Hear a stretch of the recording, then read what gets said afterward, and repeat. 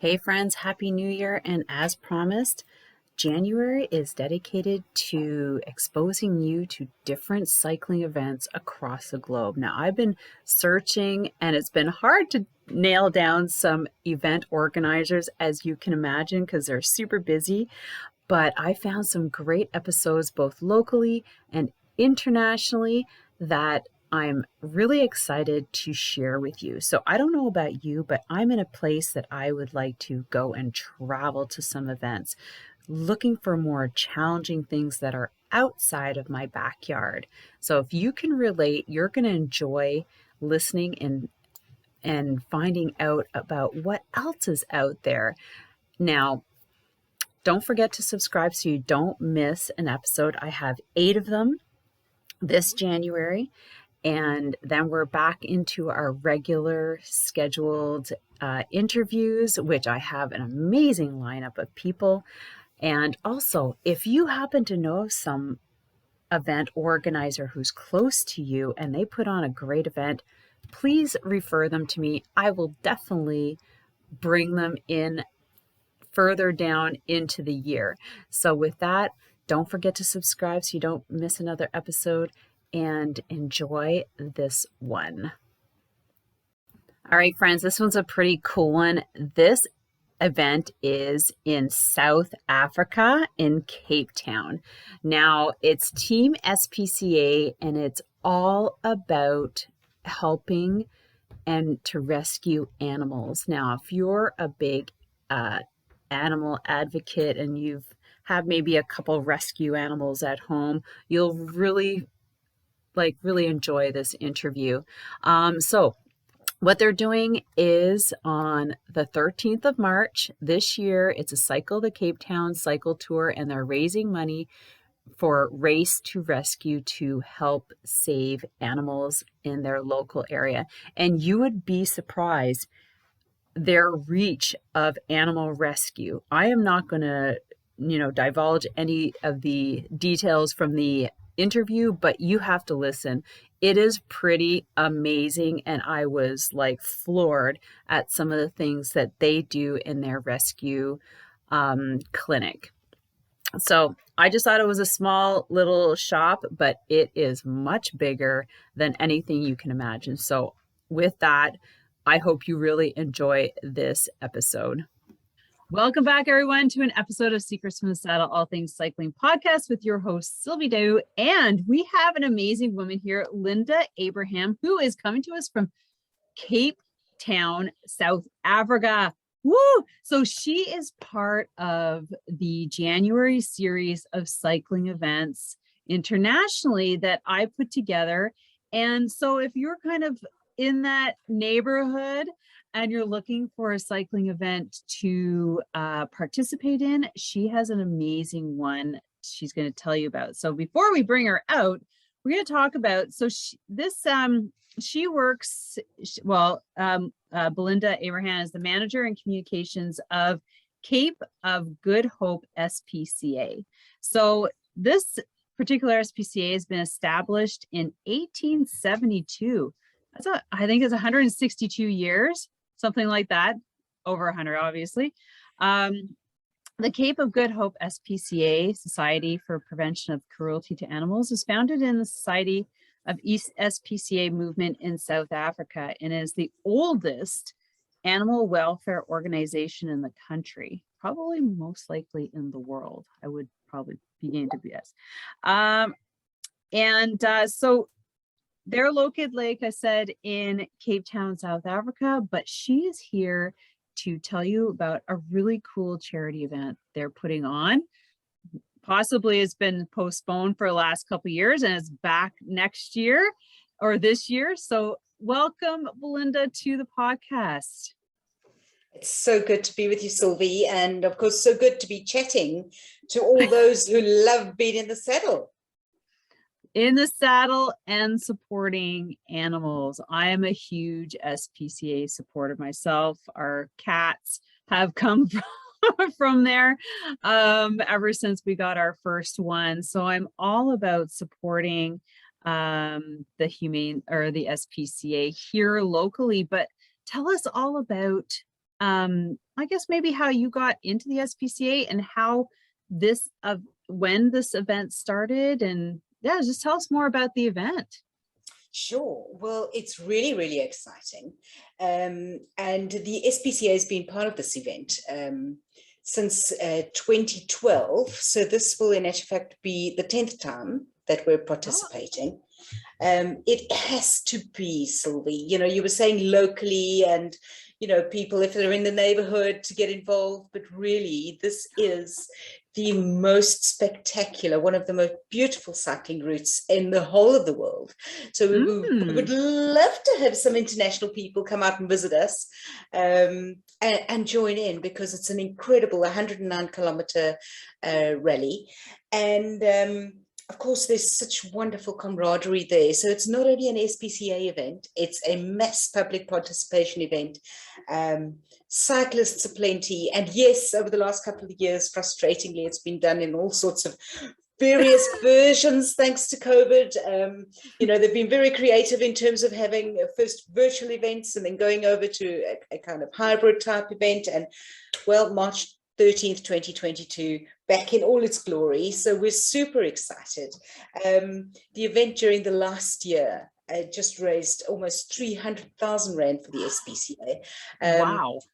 Yes, so it's incredible the amount of support that it garners for us, and of course the amount of awareness it creates for us.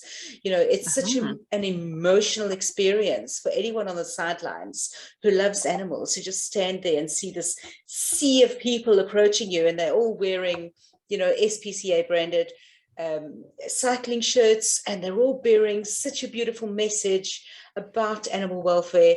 And it's almost like, you know, you're in the presence of an army that's just crusading for you know, what animals deserve to have in South Africa and all over the world. So it's a beautiful, beautiful race, very visually, you know, in terms of the landmarks that you bypass, and Cape Town's historical sites. A beautiful part.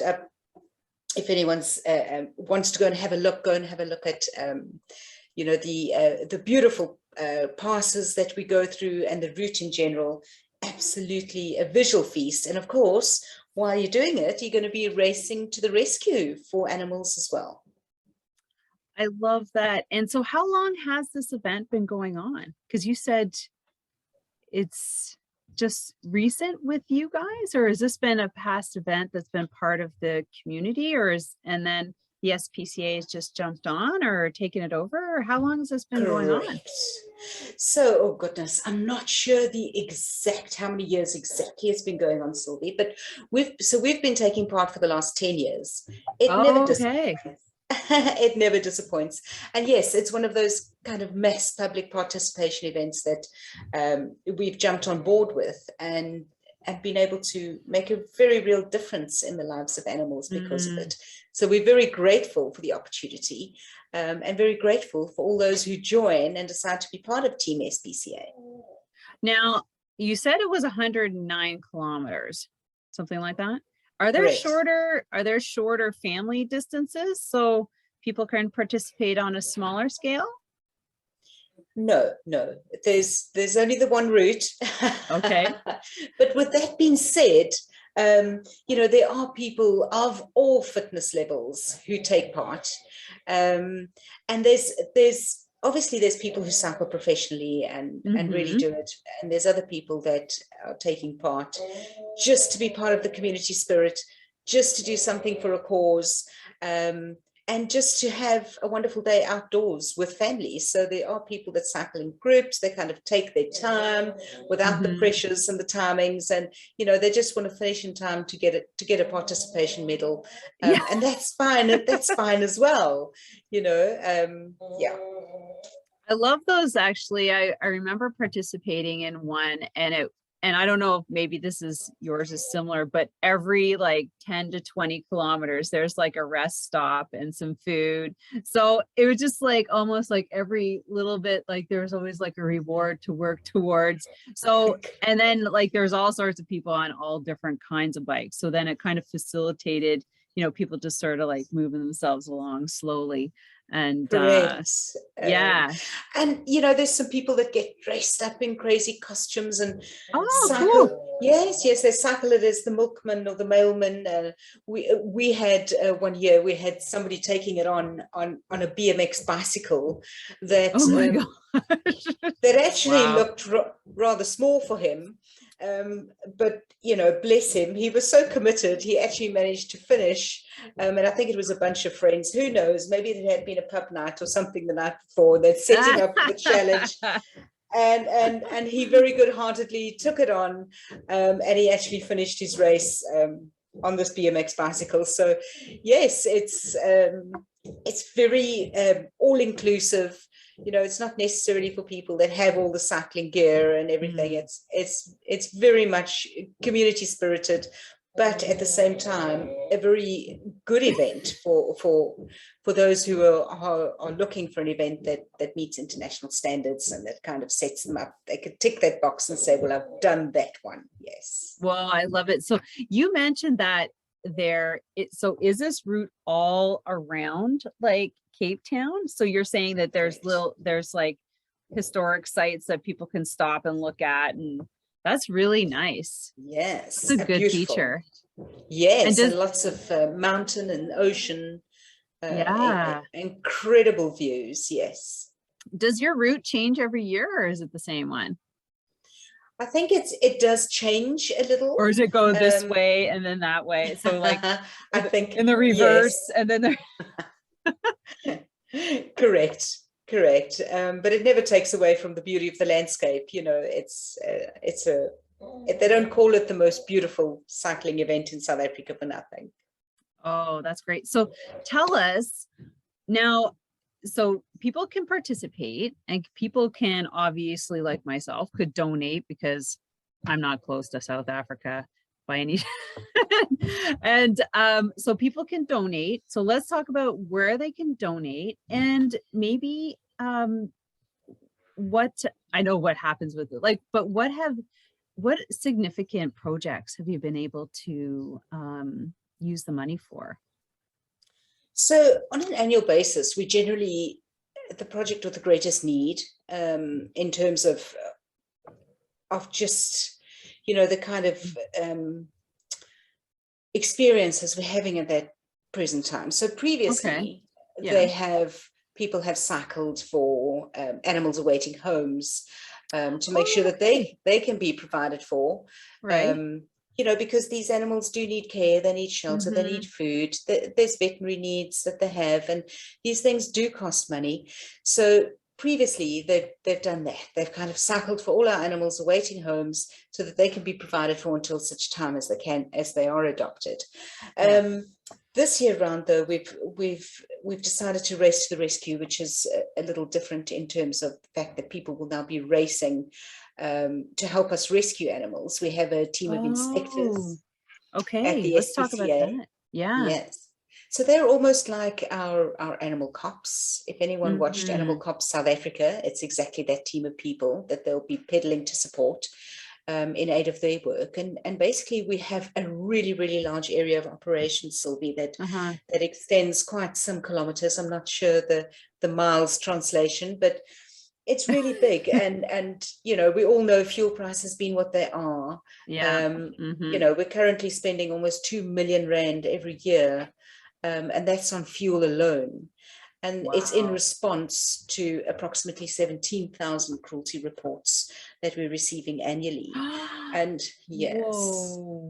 Yes. And that's just in your general area? That's just our area, correct. Wow. And some of these cases, they do relate to kind of milder things, that is noise complaints, the dog next door keeps barking and that type of stuff, but it does include the more serious things like dog fighting.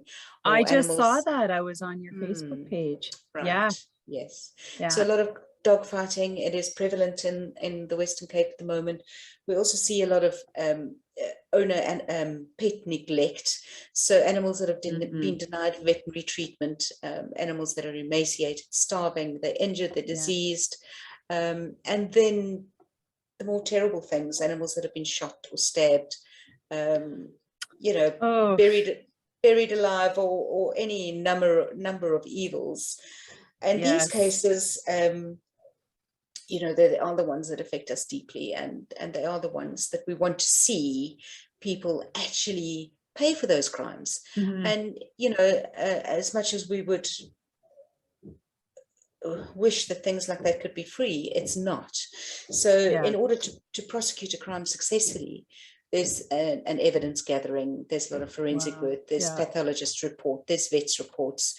There might even be a need for hiring a private investigator or an expert witness, someone to give expert witness testimony in a matter. Plus there's the repeated visits to the courts until a matter finally comes to trial. There's you know, postponements for various reasons.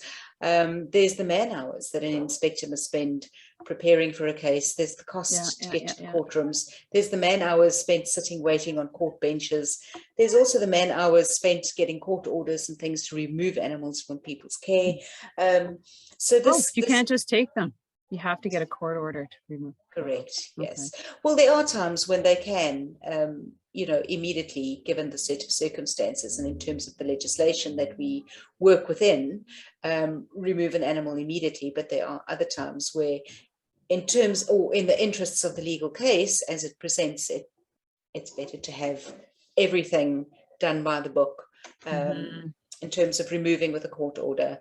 And having the relevant warnings in place to ensure that justice is ultimately served for that animal. So with all that being said, we are the voice for these animals in a court of law. We are the organization that's forging ahead in terms of building South African case law, from which, you know, magistrates actually have a point of departure when it comes to sentencing. Currently, the maximum penalties are a 40,000 Rand fine or a 12-month jail term.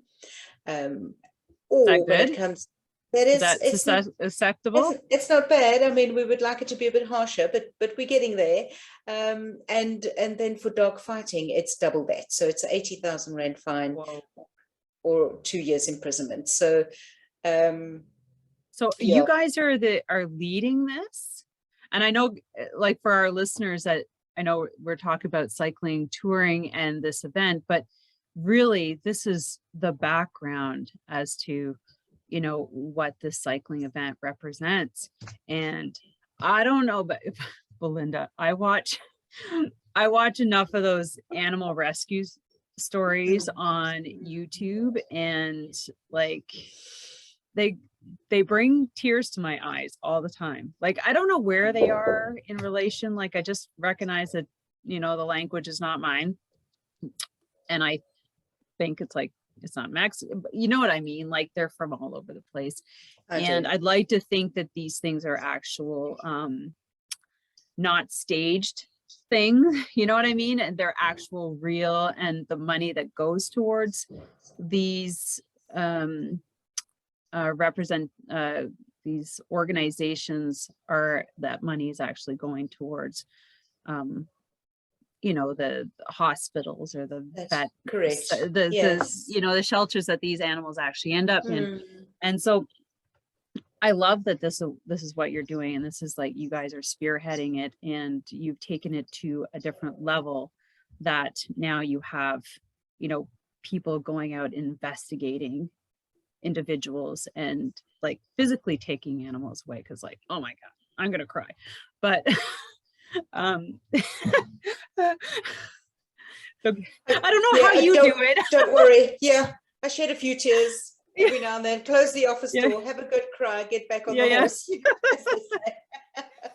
But oh my gosh, I commend you, and I think this is just the most amazing way to raise money.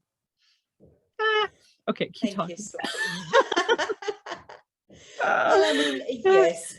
So, you know, when it comes to these prosecutable offences, I think, you know, just getting behind the belief that people should be paying for crimes against animals, you know, and those that feel as passionately as we do. And when I see I mean, you know, not only us, but you as well, Sylvie, because I can see it's something that touches your heart very deeply. And, you know, I think as a community, there's so much that we can do, you know? Oh dear, God. our animals really do deserve so much. They give us nothing but unconditional love. And it is heartbreaking when you see, an animal that's been treated so cruelly, and yet their loyalty remains with the person who just treats them so badly. And it's, it speaks to the nature of animals and speaks to how much better they deserve from people. So with that being said, it is an absolute privilege to stand up in court and give them a voice and make sure that their cases are heard and the crimes against them are made public.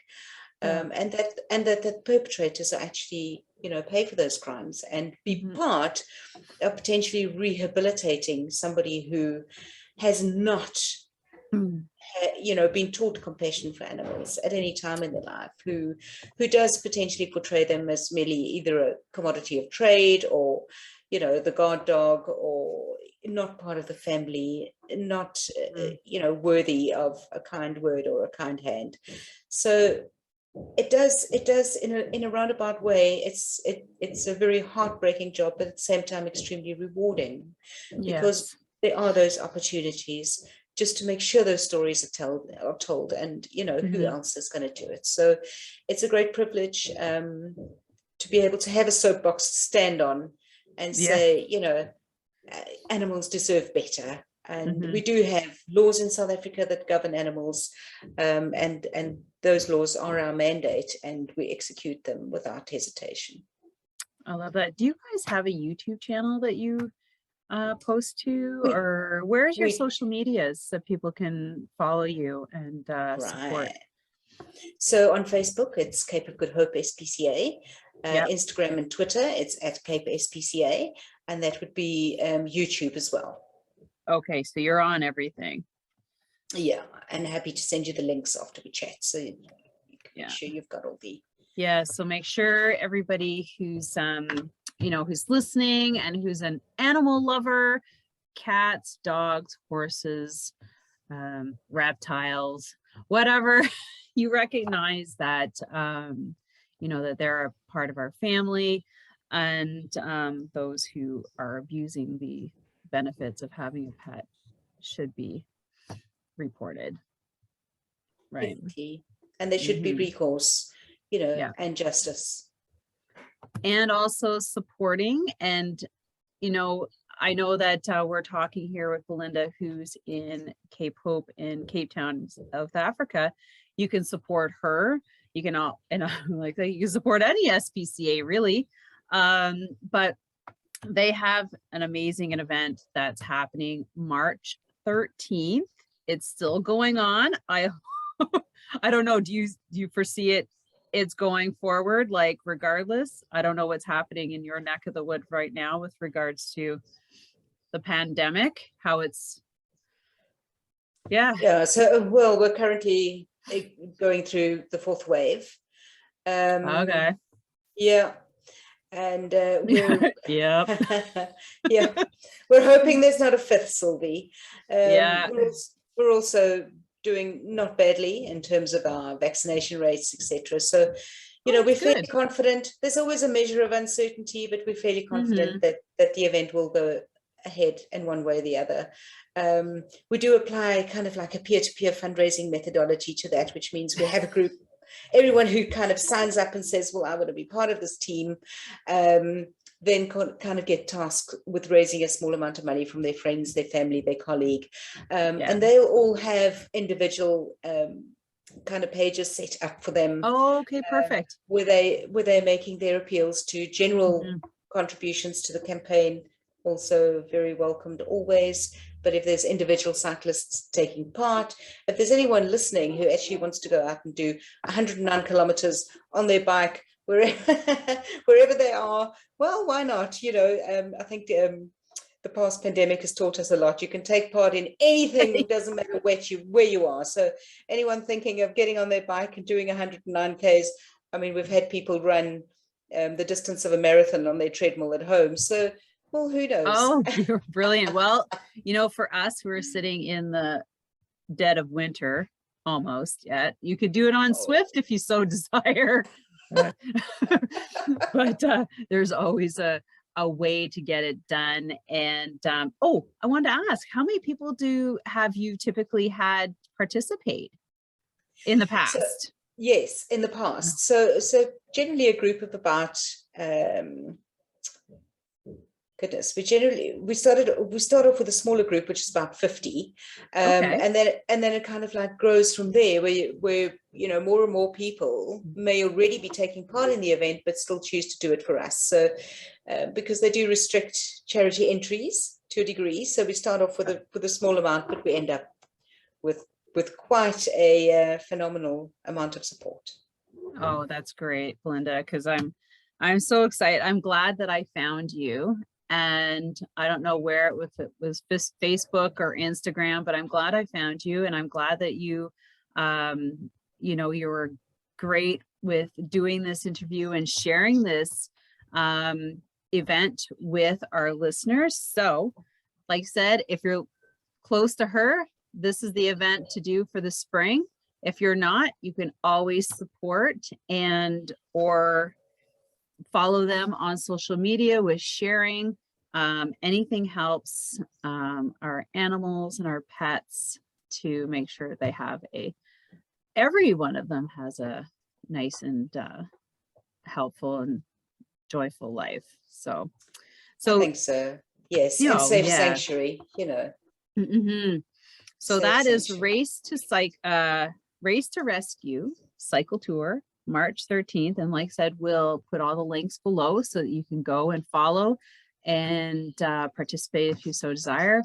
I want to thank you so much. Is there anything else you want to tell us? Because I know we could talk animals, but I'm going to cry all over the place. But is there anything you want to share before we finish? I think yes. I think the core mandate for the SPCA, and it is the Society for the Prevention of Cruelty to Animals, and our inspectorate team or our animal cops are just one way in which we fulfill that mandate. We also have a wildlife unit where we take in Cape Town's either displaced or injured wild animals for rehabilitation and re-release. It's a short-term facility. We also have an animal hospital on site where we can treat animals for all manner of illnesses, including, orthopedic work, soft tissue work, so diseases, of course, inoculations and all the preventative treatments. We have mobile clinics that go out into the communities. They actually take veterinary care to our high deprivation areas where people have difficulties accessing care. It is one of the challenges. If you don't have a car, you can't necessarily get onto public transport with your dog under your arm. And we have had very touching stories where people have pushed their animals in wheelbarrows for kilometers just so that they could access a mobile clinic where they can get preventative veterinary treatments that, of course, stop all those horrific diseases from happening. So there's our animal hospital. We also take in all the stray, abandoned and unwanted animals. We never turn any animal away. We have a rehoming facility where we make sure that animals that have been horrifically treated in the past will never have to experience that again. Our adoption criteria make sure that they go into loving homes. And once an animal comes in the SPCA's doors, even if they're adopted, we remain responsible and accountable for that animal. So we would follow up doing regular post-home checks just to see how the animal's faring, how the people are adjusting. Yes, and we also have a farmyard on site. So wonderful privilege in the morning to go and have coffee with a herd of goats. It's quite an experience. They're amazingly goats are fun, right? Just like chickens. Yeah, they are.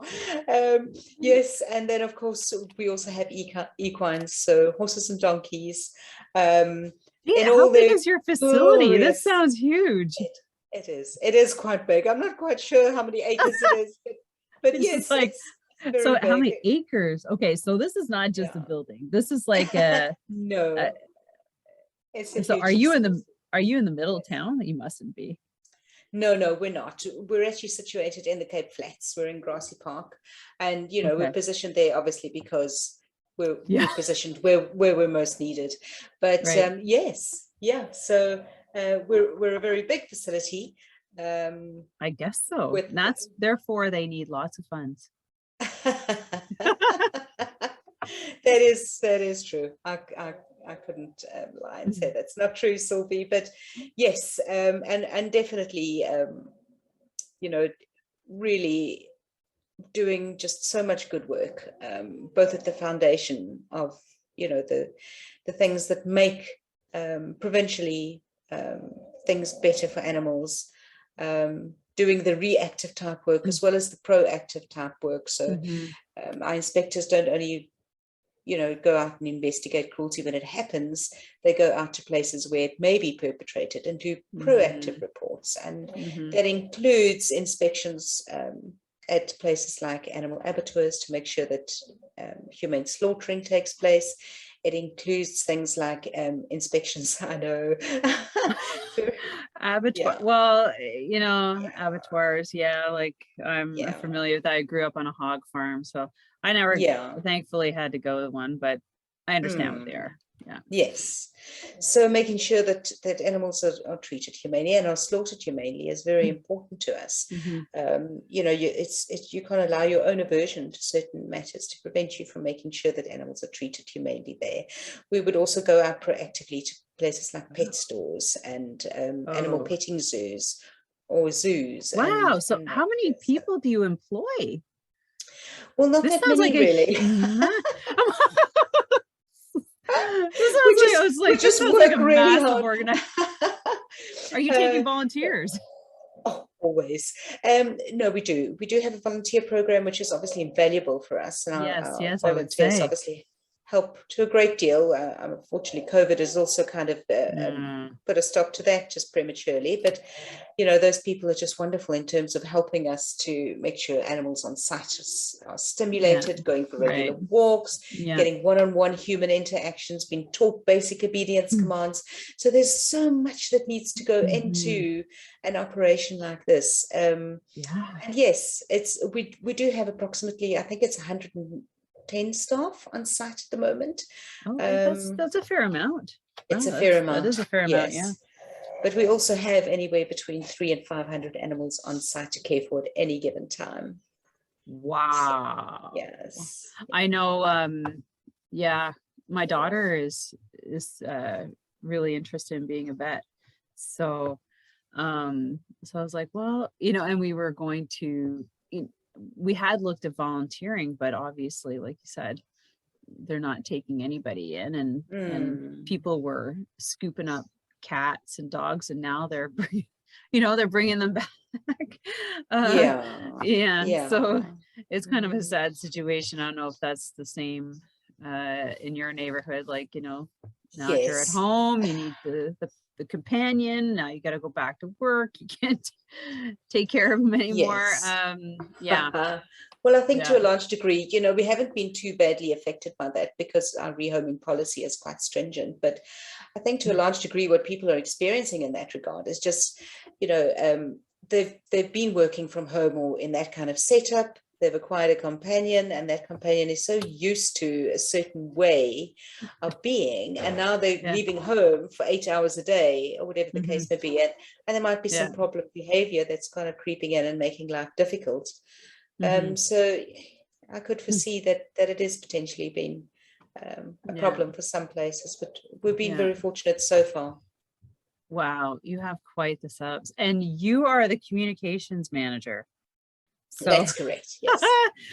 So you've got a lot on your hands, and I commend you. Wow, this is way bigger than, like when I look at my SPCA, it's like a really small little place, very small, like it's in a strip mall basically.